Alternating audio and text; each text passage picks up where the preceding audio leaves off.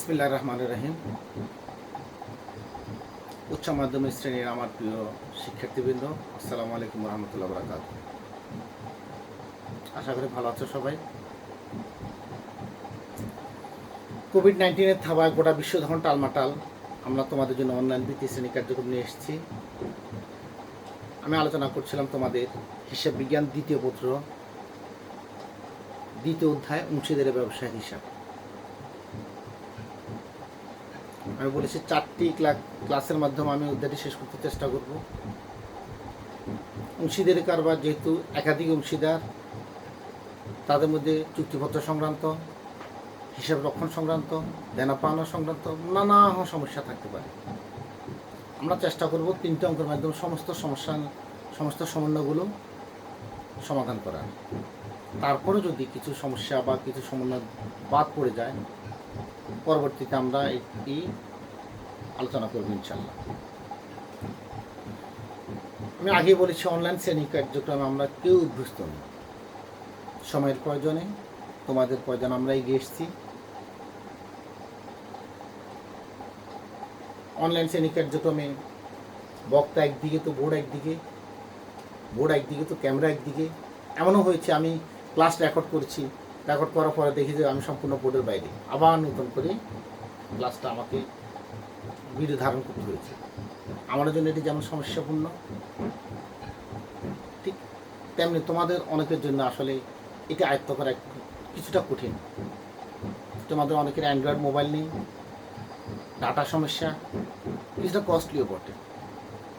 দেখো ভাই, যদি আজকে শ্রেণী কার্যক্রম চালু থাকতো, তুমি কলেজে আসতে না, আমার খরচ হতো না। তোমাকে মনে রাখতে হবে, আগামী বছর এই দিনে তুমি উচ্চ মাধ্যমিক পরীক্ষা শেষ করে সারা বাংলাদেশের পাবলিক বিশ্ববিদ্যালয়গুলোতে ভর্তি হওয়ার জন্য দাপিয়ে বেড়াবে। সময় কিন্তু থেমে থাকবে না। আমরা যেই পাঠগুলো আলোচনা করব সেটি পরবর্তীতে শ্রেণী কার্যক্রম স্বাভাবিক হলে আমরা হয়তো আলোচনা করতে পারবো না, সময় হবে না। কোভিডের দোহাই দিয়ে ক্লাস হয়নি, এই দোহাই দিয়ে কিন্তু পার পাবে। তাই বলি, তোমাদের যে সকল বন্ধুরা এখন আমাদের সাথে সম্পৃক্ত হতে পারেনি, তাদের উদ্বুদ্ধ করবে আমাদের শ্রেণী কার্যক্রমের সাথে সম্পৃক্ত থাকতে, আমাদের এই পেজে লিঙ্ক থাকতে বলবে। আশা করছি তোমরা উপকৃত হবে। আমি তোমরা কিছু ছাত্রের প্রশ্ন ছিল, আমি গত লেকচারে বলেছি ফ্রি টেস্ট পরীক্ষা নাকি এই একাদশ বার্ষিক পরীক্ষা, এসব নিয়ে তোমাদের না ভাবলেও চলবে। পরিস্থিতি স্বাভাবিক হলে কলেজ কর্তৃপক্ষ আমরা যে কোনো সিদ্ধান্ত নেই সেটি নিশ্চিত থাকো তোমাদের অনুকূলে থাকবে, তোমাদের পক্ষে যাবে। এই জন্য এসব নিয়ে মাথা না ঘামিয়ে তোমরা আমাদের পাঠগুলোর সাথে সম্পৃক্ত থাকো। যে কোনো সমস্যা আমাদের জানাও, কোনো পরামর্শ থাকলে জানাও, আমরা সেই অনুযায়ী ব্যবস্থা গ্রহণ করবো ইনশাল্লাহ। আসো, আমি তোমাদের আলোচনা করেছি অংশীদারি ব্যবসায়ের হিসাব নিয়ে। এটি 4টি লেকচার মাধ্যমে শেষ করবো বলেছিলাম। আজকে আমার 3য় লেকচার। আগামী ক্লাসে আমি এটা শেষ করব আশা করছি। আমি আলোচনা করেছিলাম অংশীদার ব্যবসায়ের হিসাব সংরক্ষণ করা যায় দুইভাবে, পরিবর্তনশীল পদ্ধতি, স্থিতিশীল পদ্ধতি। গত ক্লাসে আমি আলোচনা করেছি পরিবর্তনশীল পদ্ধতি কীভাবে হিসাব সংরক্ষণ করা হয়, আর আজকে আমি আলোচনা করব স্থিতিশীল পদ্ধতিতে কীভাবে অংশীদারগণ তাদের হিসাব সংরক্ষণ করে। দেখো, আমি বলেছি লাভ লোকসান আবন্টন হিসাব স্থিতিশীল এবং পরিবর্তন দুটো পদ্ধতিতে সেম, এটা কোনো পরিবর্তন নেই। তোমার পরিবর্তন হবে শুধু এক জায়গায়। স্থিতিশীল পদ্ধতিতে তারা মূলধন হিসাব সংরক্ষণ করতে গিয়ে 2টি হিসাব সংরক্ষণ করে। একটি হচ্ছে মূলধন হিসাব, সেখানে শুধু মূলধন যাবে এবং অতিরিক্ত মূলধন যদি থাকে যাবে। আর একজন অংশীদারের যত দেনা বা পাওনা আছে সবগুলো আমরা নিব। আরেকটা হিসাবে সেটি নেওয়া হবে অংশীদারদের চলতি হিসাব। আজকে আমি চলতি হিসাব সংক্রান্ত একটি অঙ্ক এখানে আলোচনা করব। চলতি হিসাব কি? চলতি হিসাব হচ্ছে, এক কথা যদি বলি, অংশীদারগণের মূলধন ব্যতীত পারস্পরিক সকল দেনা বা পাওনাকে আমরা যে হিসাবে লিপিবদ্ধ করব সেটিকে বলবো অংশীদারদের চলতি হিসাব। অর্থাৎ শুধুমাত্র মূলধনটা আসবে না, আর সকল দেনা পাওনা আমরা চলতি হিসাবে অন্তর্ভুক্ত করব। দেখো, আমি বোর্ডে একটা অঙ্ক দিয়েছি, খুব ভালো করে প্রশ্নটি খেয়াল করো। 1 জানুয়ারি 2019 ABC এর মূলধনের হিসাবে উদ্বৃত্ত 1,50,000 টাকা। আমি গত ক্লাসে একটি অঙ্ক করেছি, প্রত্যেকের মূলধন আলাদা আলাদা ছিল। আর আজকের অঙ্কটাতে সবার সম্মিলিত মূলধন 1,50,000 টাকা, যার 40% বহন করবে এ, অবশিষ্ট বি এবং সি সমানভাবে।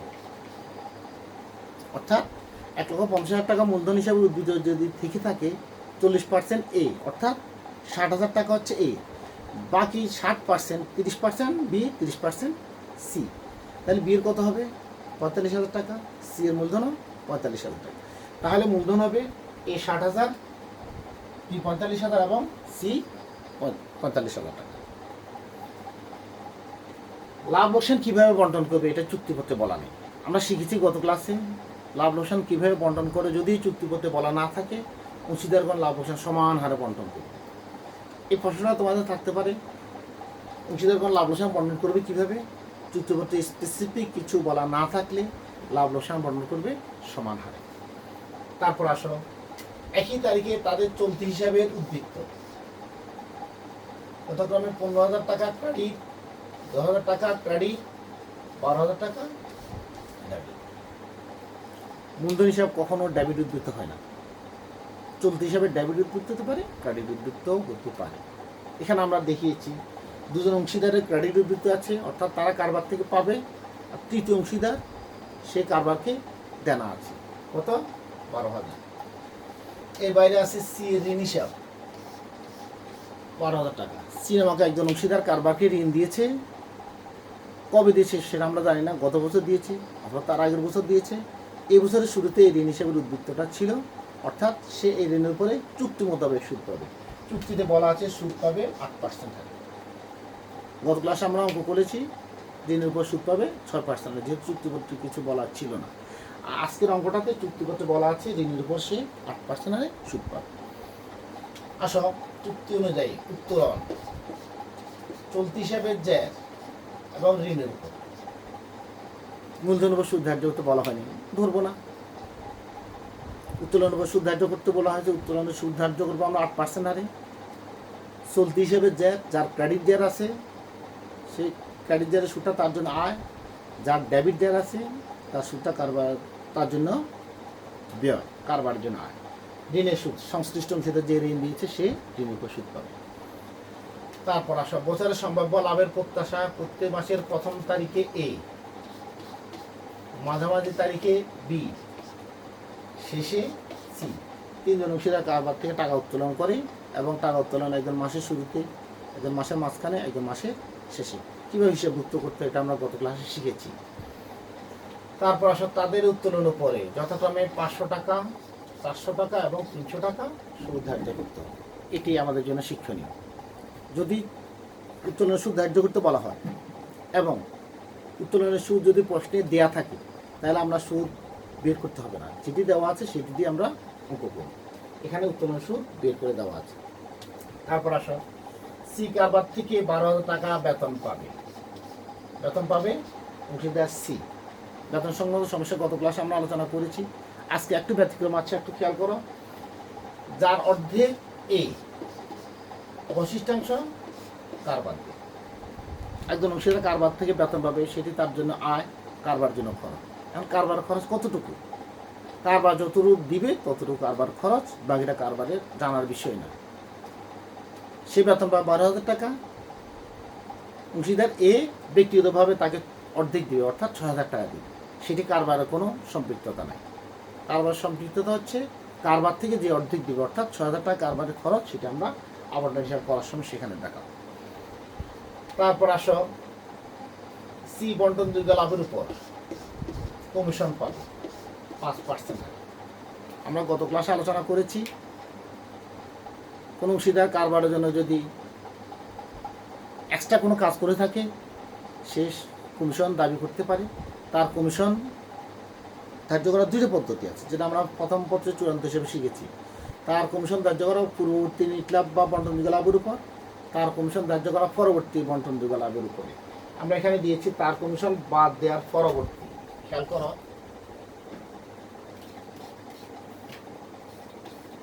তার কমিশনটা যে দিব, তার কমিশনটা হবে তার কমিশন দেওয়ার পরবর্তী যে বন্টনযোগ্য মুনাফা সেটির উপর দিতে হবে।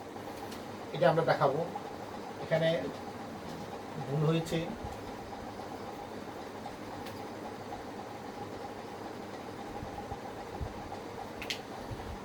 বছর শেষে দেখা গেল ভাড়া বাবদ 3000 টাকা, এখানে 3000 টাকা হবে অগ্রিম পরিশোধ করা হয়েছে। গত ক্লাসে আমরা শিখেছি কোনো খরচ যদি বকেয়া থাকে সেটি কোথায় যাবে।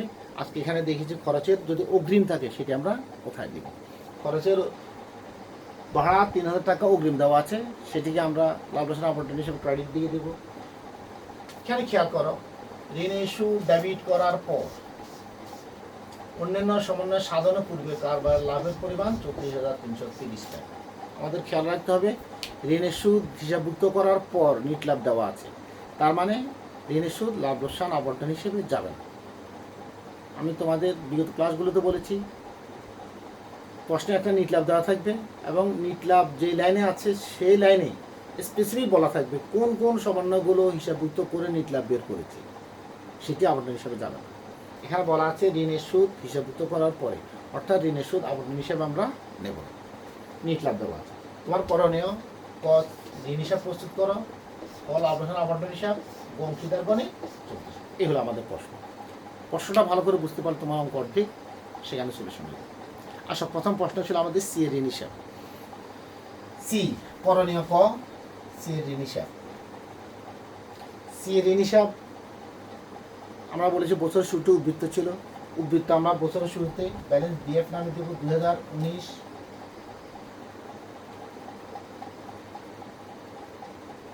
জানুয়ারি 1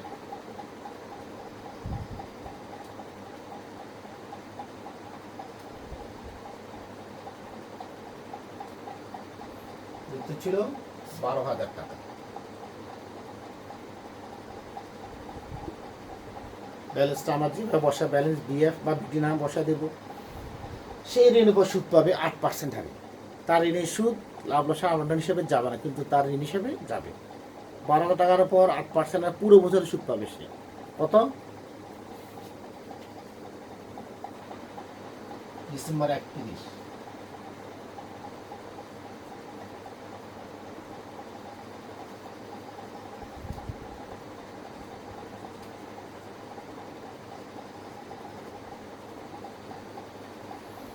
সে ঋণ পুরো বছরের সুদ পাবে, যেহেতু বছরের শুরুতে ঋণটা ছিল 31 ডিসেম্বর পর্যন্ত পুরো বছরের ঋণের সুদ সে পাবে। যদি ঋণের সুদটা লাভ লোকসান আবন্টন হিসাবে যেত, আমরা এখানে শিরোনাম ব্যবহার করতাম লাভ লোকসান আবন্টন হিসাব, তার নিচে দিতাম ঋণের সুদ। এখানে যেহেতু লাভ লোকসান আবন্টন হিসাবে যাবে না, সরাসরি ঋণ হিসাব নিয়ে যাব, এই জন্য আমরা এখানে ঋণের সুদ হিসাবে নিয়ে নিচ্ছি। শেষ, 2 নম্বরের কাজ আমাদের শেষ। দেখো আমাদের এটা 2 মিনিটের কাজ না, 2 নম্বরের কাজ শেষ। এবার আসলে লাভ লোকসান আবন্টন হিসাব দেখো।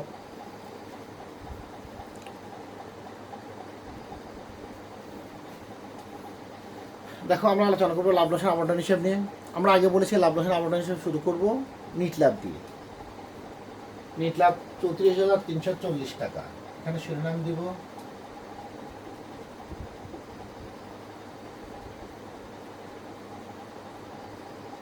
লাভ লোকসান হিসাব অথবা আয় বিবরণী। এখান থেকে নিট লাভ দিয়ে এসছে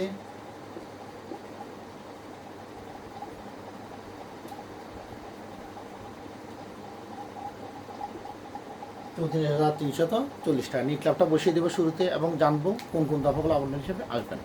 এবার আসো আমরা প্রশ্নের প্রথম থেকে যাব। চলতি হিসাবের উদ্বৃত্ত সেটা আসবে না। সি ঋণ হিসাব উত্তোলনের সুদ। উত্তোলনের সুদ প্রশ্নে দেওয়া আছে, এখানে দেব অংশীদার এ বি সি এর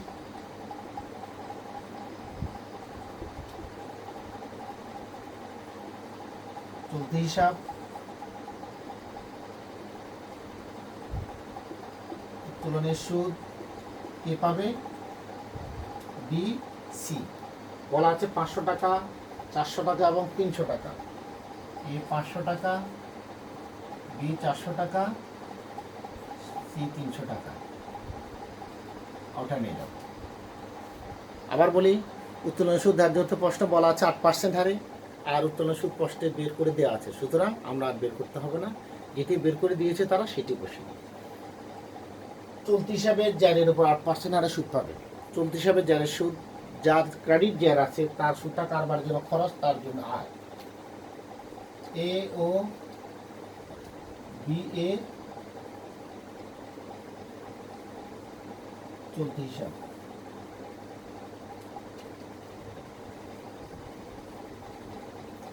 চলতি হিসাবের সুদ কি পাবে এ এবং বি। এই চলতি হিসাবে যার আছে 15,000 টাকা, 8% সুদ 1200 টাকা। বি চলতি হিসাবে যার আছে 10,000 টাকা, সুদ পাবে সে 800 টাকা। অন্য একজন অংশীদার সি 12,000 টাকার ডেবিট যার, এখানে লিখবো সি এর চলতি হিসাব, ব্র্যাকেটে চলতি হিসাবের 12,000 টাকা, 960 টাকা, 960 টাকা সেটি কারবারের জন্য আর সংশ্লিষ্ট অংশীদারের জন্য সেটি দেনা। ঋণের সুদ আমরা আলোচনা করেছি, ঋণের সুদ লাভ লোকসান আবন্টন হিসাবে আসবে না, যেহেতু এটি হিসাবভুক্ত করা হয়েছে। তারপর আসো সি কারবার থেকে 12,000 টাকা বেতন পাবে, যার অর্ধেক এ দিবে অবশিষ্টাংশ কারবার হিসাবে, অর্থাৎ কারবার যেটি দিবে সেটি আবন্টন হিসাবে নিয়ে আসবো আমরা। কারবার দিবে 6,000 টাকা, এখানে দিব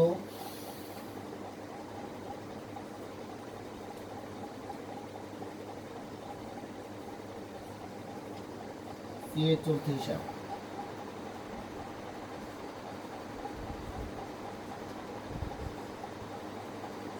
কারবার থেকে যেটি দেবে সেটি আবন্টন হিসাবে আসবে, আবার মূলধন হিসাবে আবন্টন হিসাবে শিরোনামে নিচে দেবে।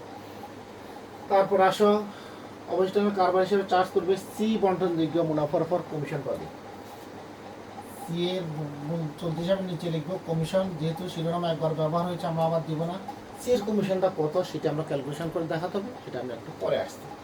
খেয়াল করো, ভাড়া বাবদ অগ্রিম 3,000 টাকা, খরচের অগ্রিম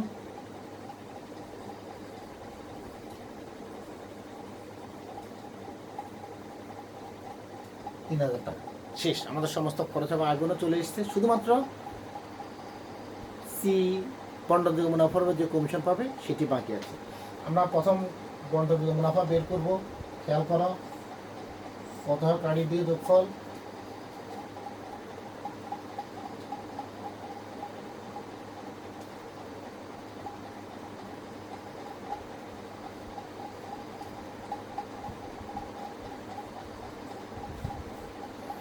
ওদিকে যোগফল 39,500, 8,000 বাদ গেল, বাকি থেকে 31,500। এই 31,500 এর উপর আমি এখানে খসড়া দেখাচ্ছি যেহেতু জায়গা নাই, 31,500 এর উপরে কমিশন পাবে, তার কমিশন ধার্য করা পরবর্তী বন্টনযোগ্য মুনাফার উপর। বর্তমানে বন্টনযোগ্য মুনাফা 31,500, তার কমিশন 5%, তাহলে নিতে হবে 105, উপর হবে 5। আর যদি তার কমিশন ধার্য করা পূর্ববর্তী মুনাফার উপর হতো 100/5 হতো, তাহলে এখানে কত হবে 1,500 টাকা। তার কমিশন দেবো আমরা 1,500 টাকা। তাহলে 31,500 থেকে 1,500 গেলে তাদের মধ্যে বন্টনযোগ্য লাভের পরিমাণ 30,000 টাকা। শিরোনাম দেবো এ বি ও সি এর চলতি হিসাব,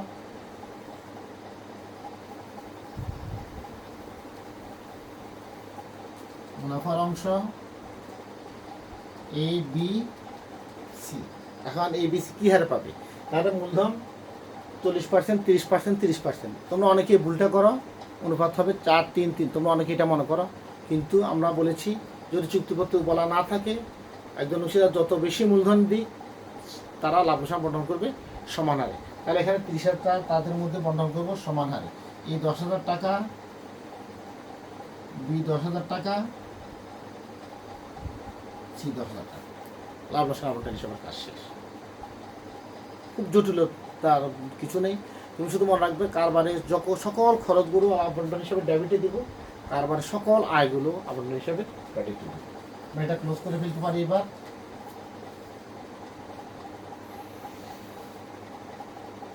এবার আসছে অংশীদারদের চলতি হিসাব। আমরা জানি 3 জন অংশীদার আছে আমাদের, এ বি এবং সি। আমরা একটা চলতি হিসাব এখানে অঙ্কন করে রেখেছি, debit credit A B C এর চলতি হিসাব, তারিখ বিবরণ খতিয়ান পৃষ্ঠা এ বি সি, তারিখ বিবরণ খতিয়ান পৃষ্ঠা এ বি সি। চলতি হিসাব আমরা শুরু করব। যেহেতু এখানে মূলধন আসবে না, আমরা বলছি মূলধন হিসাব করার সময় মূলধন, অতিরিক্ত মূলধন, উত্তোলন এই 3টি আগে নিয়ে আসবে। আর যেহেতু চলতি হিসাব করবো মূলধন, অতিরিক্ত মূলধন আসবে না, আসবে শুধু উত্তোলন। প্রথম আমরা উত্তোলনটা বসিয়ে দিব। 2019 ডিসেম্বর 31।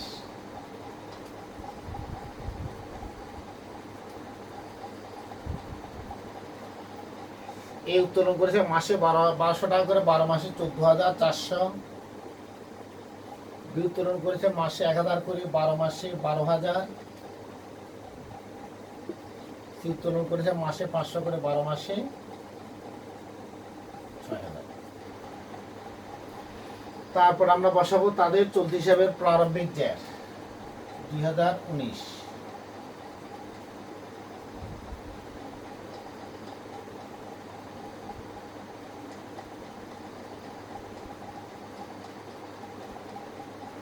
$15,000, 10,000 ক্রেডিট। আর সব উত্তরটা নিচে লিখলে ভালো হবে।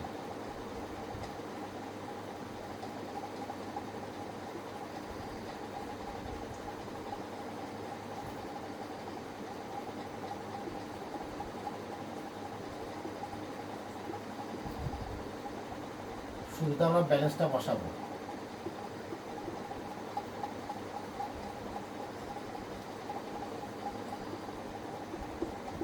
ব্যালেন্স আছে তার 12,000 ডেবিট ব্যালেন্স, এই জন্য আমি সেটিকে মূলধন চলতি হিসাবে ডেবিট দিয়ে বসিয়েছি। উত্তোলন নিয়ে আসলাম 31 ডিসেম্বর তারিখে। এবার যে দফাগুলো আসবে আবন্টন হিসাবে সকল ডেবিট দিয়ে দফা ক্রেডিটে আসার কথা, আর ক্রেডিটের দফাগুলো ডেবিটে দেওয়ার কথা। খেয়াল রাখতে হবে যেগুলো আবন্টন হিসাব থেকে আসবে না, যেমন এই বেতন, এর বেতনটা আমরা আগে বসিয়ে দিব আবন্টন হিসাব শিরোনামের আগে, ডিসেম্বর 31।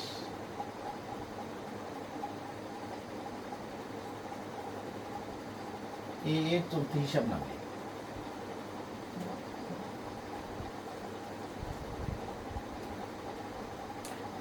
তারপরে 31 ডিসেম্বর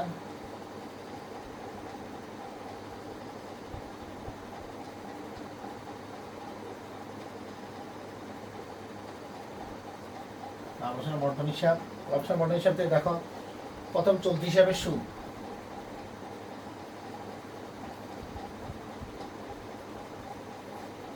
এবং বিয়ের সুদ 1200 টাকা, 800 টাকা।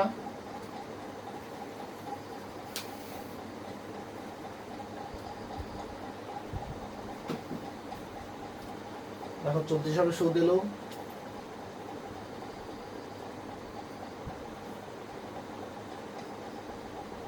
বেতন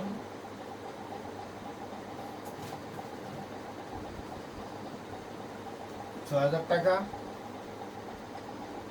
কমিশন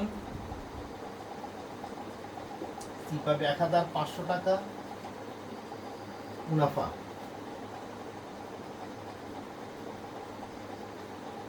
10,000, 10,000, 10,000। ডেবিট দিয়ে সকল দফা ক্রেডিট দিয়ে। ক্রেডিট দিকে লাভরাশি আবন্টন হিসেবে ক্রেডিট দিয়ে দফাগুলো চলে আসবে ডেবিট দিয়ে। দেখো একই শিরোনাম দেব,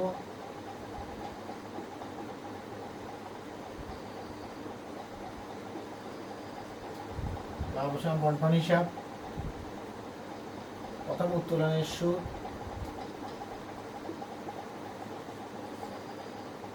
500, 400, 300। চলতি হিসাবে সুদ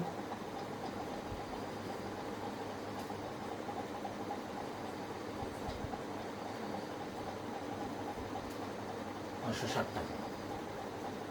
খেয়াল করো, যদি তুমি বুঝে থাকো, আমি আবার বলি আবন্টন আবন্টন হিসাবে ডেবিট দিকে সকল দফাগুলো যেগুলো অংশীদাররা এখনো নেয়নি পাবে, সেটি মূলধন হিসাবে ক্রেডিট দিকে। আবন্টন আবন্টন হিসাবে ক্রেডিট দিকে সকল দফাগুলো যেহেতু অংশীদার এখনো কারোর পরিশোধ করেনি, চলতি হিসাব অথবা মূলধন হিসাবে ডেবিট দিকে, এর বাইরে কিছুই নেই। এবার আসলে আমরা ব্যালেন্স করব। যোগফলটা টানি, দেখো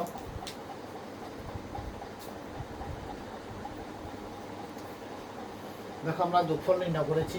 একটি দফা আমাদের রয়েছে এ সিকে নিশ্চয়তা দিয়ে বেতন দিবে, যে পাবে সে অংশীদারের ক্রেডিট দিকে, যে অংশীদার দিবে তার চলতি হিসাবে ডেবিট দিয়ে দেবে, দিবে এই চলতি হিসাবে ডেবিট দিকে কি নামে যাবে,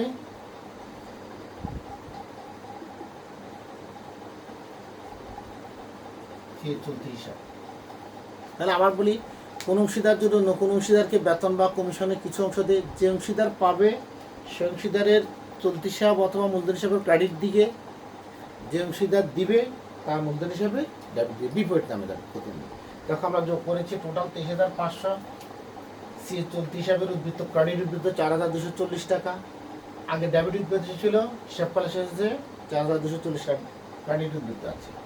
ঠিক একই রকম বিয়ের টোটাল 20,800 টাকা, 8,400 টাকা তার ক্রেডিট উদ্বৃত্ত, এবং এর ক্রেডিট উদ্বৃত্ত আছে 5,300 টাকা। এই যেগুলো পরবর্তী কার্যদিবসে অর্থাৎ 2020 সালের জানুয়ারি 1 তারিখে ব্যালেন্স বিধি হিসাবে বসে দেবে, এটা ক্লোজ করা হবে এটুকু। তাহলে দেখা যাচ্ছে যে পরিবর্তনশীল এবং স্থিতিশীল পদ্ধতি তেমন কোনো পরিবর্তন নেই, এখানে শুধু মূলধন এবং অতিরিক্ত মূলধনটা আনেনি, আর সকল দফাগুলো আমরা যথা নিয়মে গেছি। তার মানে অংশীদারি কারবারের যদি আমরা পরিবর্তনশীল পদ্ধতি হোক স্থিতিশীল পদ্ধতি কীভাবে বুঝবো, প্রশ্নে যদি তোমাকে বলা হয় চলতি হিসাব প্রস্তুত করো, তাহলে আমরা বুঝবো স্থিতিশীল পদ্ধতির অঙ্ক এসছে। আর যদি তোমাকে শুধু মূলধন হিসাব করতে বলা হয়, তাহলে তো আমরা পরিবর্তনশীল পদ্ধতিটা প্রয়োগ করব। অবশ্যই একটা নোটে ক্লিয়ার করে দেব। যেমন এই অঙ্কে ঋণের সুদ, তারপরে চলতি হিসাবে সুদ, উত্তোলনের সুদ অবশ্যই দেওয়া আছে, এই যে বেতন, এই সমস্ত ব্যাপারগুলো তোমরা নোটের মাধ্যমে ক্লিয়ার করবে, তাহলে 15 নম্বর পাবে আশা করছি। তাহলে আমরা আজকে যে অঙ্কটা করলাম এবং গত ক্লাসে যে অঙ্কটা করলাম, আমার অনুরোধ থাকবে তোমরা দুটো অঙ্ক ভালো করে দেখো, এবং তোমাদের বই যার কাছে যে বই আছে তোমরা উদাহরণ অঙ্কটা ভালো করে প্র্যাকটিস করো। আশা করছি তোমরা অংশীদারি কারবারে যত কঠিন সমস্যা হোক তোমরা সমাধান করতে পারবে। তোমাদের মনে রাখতে হবে কিন্তু এমসিকিউতে প্রশ্ন থাকবে এবং গাণিতিক প্রয়োগের অঙ্ক অবশ্যই থাকবে।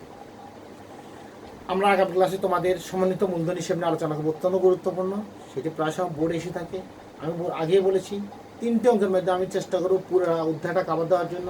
আজকে দ্বিতীয় অঙ্কটি গেল আমার তৃতীয় লেকচার, আগামী ক্লাসে আমি চতুর্থ লেকচার নিয়ে আসবো, সেখানে সমন্বিত মূলধন হিসাব সংক্রান্ত তোমরা সমস্যা এবং সমাধান পাবে। এর মধ্যে যদি তোমাদের কোনো প্রশ্ন থাকে জানাবে, আমরা সেটি আগামী ক্লাসে সমাধান করবো ইনশাআল্লাহ। ঠিক আছে, আজকে পর্যন্ত ভালো থাকা সবাই, অনেক ধন্যবাদ সবাই।